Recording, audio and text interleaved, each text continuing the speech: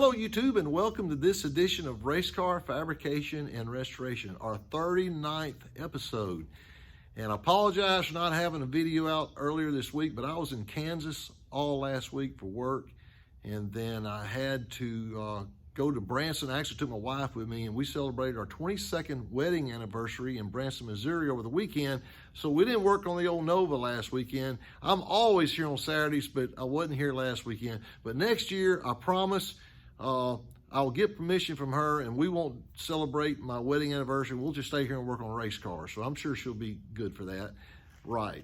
But anyway, we're back here, and then I got back Sunday night from Branson, Missouri, and I had to hit the road Monday and go all the way to Atlanta, Georgia for work this week.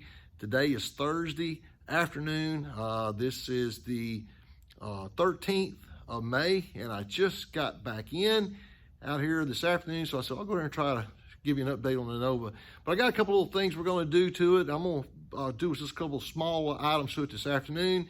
And we are going to paint the car this weekend. I know I've been saying that, but we've had horrible weather. Matter of fact, this week we've had 4.5 inches of rain here at our house, and just the weather has not been good enough to be able to get the car out to where I want to paint it. We need to move my big truck, our race car hauler, out of the way. We're going to paint the car out there.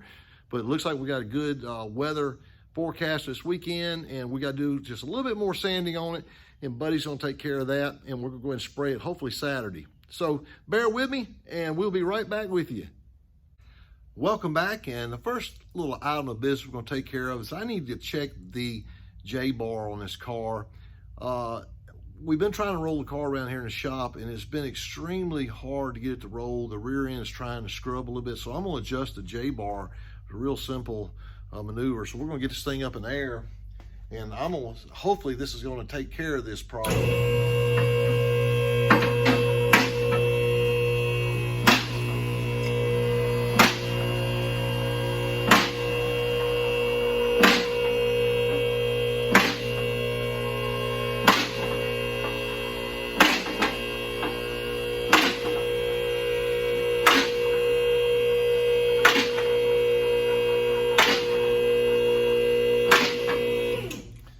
Okay, I'm sure most of you know what a JBar is, but just in case you don't, get my thing right here where you can see. Tell you what, we'll try to get this up. Okay, this is a JBar. You know why it's called a JBar? Because it's shaped like a J. Amazing. What's happening is, my theory is, every time I let the car down, the rear end has actually been shifting over. And this is just something, we hadn't had to roll the car around a whole lot because it's been on the rack forever, or on roller skates here. We're just gonna loosen this up. And, oh yeah, okay, see how much that rear end, can you see how that, you hear people talking about racing in NASCAR, how it makes an adjustment. See how the rear end actually slides over, it's going back away from it. And I think that's going to help, hopefully.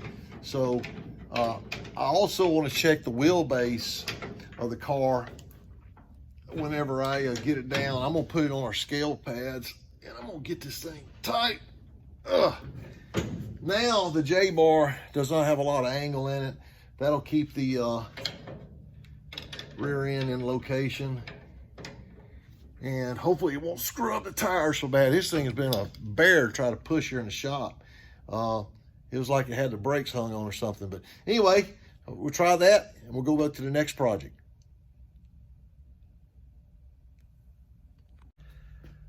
Okay, our next item on our to-do list for this afternoon is, now that we've got the decking installed, which you saw last time, I've got my kill switch been laying in here. So we're going to go ahead now and permanently, that was the key, it just fell out, but it had to come out anyway. But we're going to go ahead and permanently mount it up into the decking up here. So we're going to take this plate here off, and we'll lay out a place up in the top of the decking and go ahead so we can cut a hole there. So let's get going on that. We check another item off the list. Be right back with you. Okay, welcome back, and we're going to take this cover plate off of the switch here, and we'll use that as our template on where we want to put the hole at. Got a course, it's got a nut on the back side. It's going to be stubborn, but okay, we got one off. Of course, it fell on the floor too. I'm dropping everything today.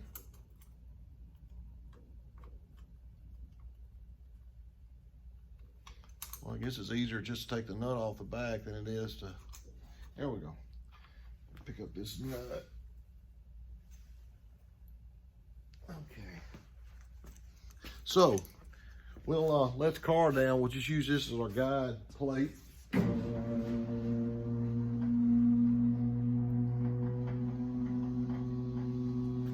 kind of just judged it by my eyes, roughly where it needs to go. And I think it'll be fine. About right there. I'll move it back just a hair. But put my nuts and screws over there. So we'll kind of show you where it's going to go. We'll put it right here. So let me grab a pin here. We'll lay that out. And I'll go ahead and get that cut real quick. So we'll be right back with you. Okay, we got our trusty drill here. Hopefully my battery will be good enough to make it through. But I don't know if you can see this. I went in and turned the light on so you could see this, because this is like fabrication you don't see anywhere else. I mean, not even like Hendrick Motorsports or Gibbs Motorsports. Nobody does anything like this. So we're going to show you how to drill a hole. This is high-tech stuff. But I better put my glasses on.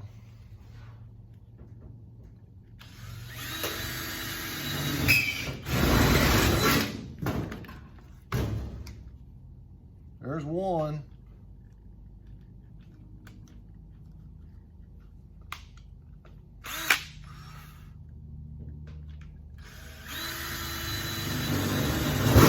There's two.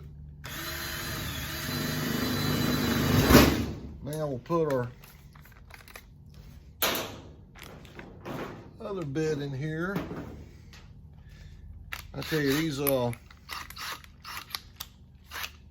unit bits are really nice for stuff like this.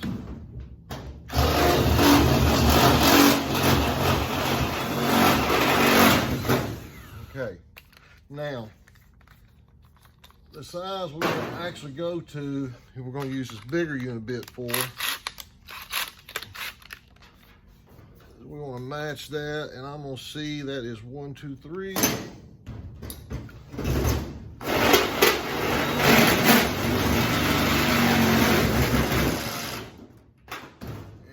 This bit here is about wore out. Not to mention the drill. Okay. And I think that's it. So I'll go ahead and get this plate tightened back in and with the screws, and we'll let you see what it looks like when we get done here. Be right back with you. All right, welcome back. And man, that was some amazing engineering we just pulled off. We actually drilled 3 holes. 1, 2, 3. And we actually have a key that works now. That's on, and that's off. I probably wish I had turned it the other way, but that's fine. But since that matches on, and what's cool, this even has the price tag, $40, when I was trying to sell it at a swap meet not too long ago. But hey, that's why you never throw anything away. You never know when you might need it again. So we didn't sell it at the swap meet, and we still have it. So we will go ahead and officially tear off the price tag, $40, and put the key in it now. I'll probably go ahead and I'm gonna make me a little tether and pop rivet it in one of these holes here. That way the key won't get lost. That's on, that's off. So we're going to leave it on. We've been leaving it on the whole time. So that major project is wrapped up, and I'm going to go ahead and, like I say, put a little tether on that, and then we will move on to the next thing I want to get done this afternoon before we get ready to paint. Hang in there. Be right back with you. Welcome back to YouTube, and for my final trick of the show today, actually the last little project I've got to get done. Actually, I'm a little embarrassed to tell you about, but it's actually pretty funny. I thought I would share it with you. Like any red-blooded male American while you're celebrating your 22nd wedding anniversary with your beautiful wife in the mountains of Missouri overlooking Table Rock Lake. I'm sure you would be like me. You'd be thinking about the hood scoop on your 1966 Nova car you're restoring.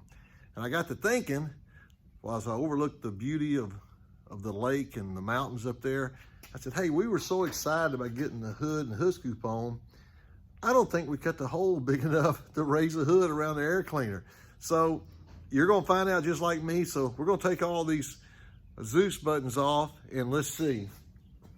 I'm sorry, Clecos. I got about 1,000 on here, so we'll see how quick I can get them off. Well, I wanted to do this live so you could witness it with me. Because I think I know what the answer is going to be. By the way, don't anybody tell my wife I said I was thinking about the Nova while we were on our anniversary trip. She doesn't ever watch the show, so it's okay. She probably hadn't even subscribed to it, to be honest with you. Check on that and see. No, I know she has. Okay. Get all these out.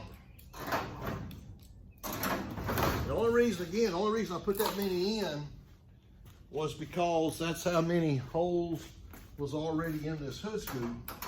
And the hood for this car ended up costing about $300.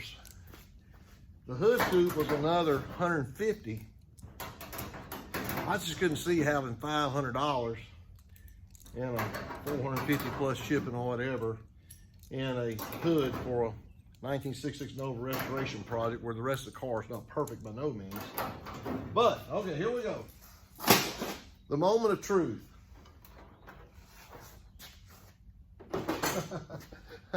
Now you tell me, you think that hood's gonna open up over that? I don't think so. So, oh my gosh, I was wrong. It does clear. Well, tell you what I'm gonna do. I think I'm gonna go ahead and open that up. I can't believe that. I can't believe it cleared. You would never think with the geometry as high as that is, but I'm gonna go ahead and take just about maybe a ½ inch off the front of this here. So, hey, man, see you witness, and I would have lost money on that because I thought it was gonna hit. But anyway, so I'm gonna go ahead and trim, just get a little more clearance out of it because it's gonna be hidden by the hood scoop anyway. So we'll get that done, be right back with you. Well, welcome back, YouTube. And once I put a nut on the top of the air cleaner housing, it actually squeezed it down a little tighter. So you know what? I decided not to trim it out. Do not tell anybody we did not engineer this way, okay? Just be our secret. But man, they'll look at it and say, man, look how tight that is. Man, they really did some figure in there. When I would have lost money, that would have hit. But look how good. I mean, that is just, we got about 3/8 of an inch. Hey, 3/8 of an inch is as good as a mile, right? So appreciate you guys watching this short and condensed episode of race car fabrication and restoration.